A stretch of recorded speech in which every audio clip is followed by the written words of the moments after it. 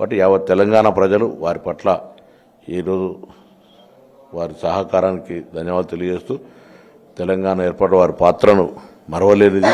ప్రజాస్వామ్యంలో కూడా వారు మాకు ఇచ్చిన ప్రజాస్వామిక విలువలు నేర్పినవన్నీ కూడా మాకు ఈరోజు రాజకీయాల్లో ఉపయోగపడుతూ ఉన్నాయి.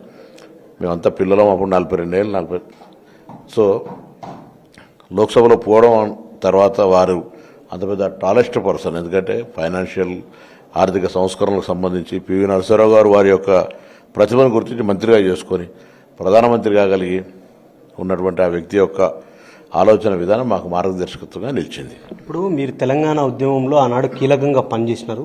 ఒకవైపు తెలంగాణ ప్రకటనకు సంబంధించిన దాంట్లో వారు కూడా కీలకంగా ఉన్నారు. ఆ పరిణామాలను చెప్పాలంటే ఏం చెప్తారు?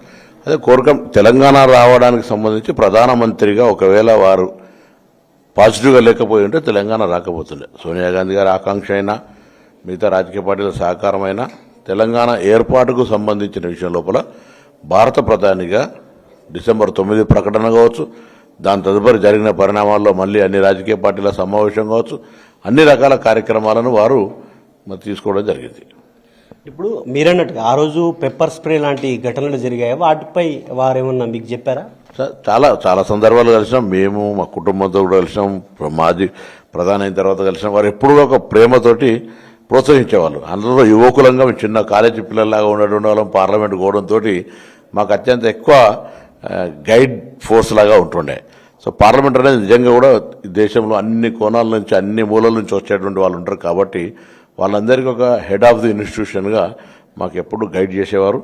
అందులో డెమోక్రసీ విలువలు వారికి సంబంధించి చాలామంది అంటారు మన్మోహన్ సింగ్ ఏం మాట్లాడాడు మౌనం అని. మాట్లాడకున్నా దేశంలో ఇవాళ కూడా ఛాలెంజ్ చేస్తున్నాం. 10 సంవత్సరాలు ఇప్పుడు భారతీయ జనతా పార్టీ క్రిటిసిజం కాదు ఇది. వారు మాట్లాడడం సంబంధం లేకుండా అనేక చట్టాలు ఈ దేశంలో ఆహార భద్రతకు సంబంధించి కావచ్చు, విద్యా హక్కు కావచ్చు, అన్నిటికంటే ఎక్కువ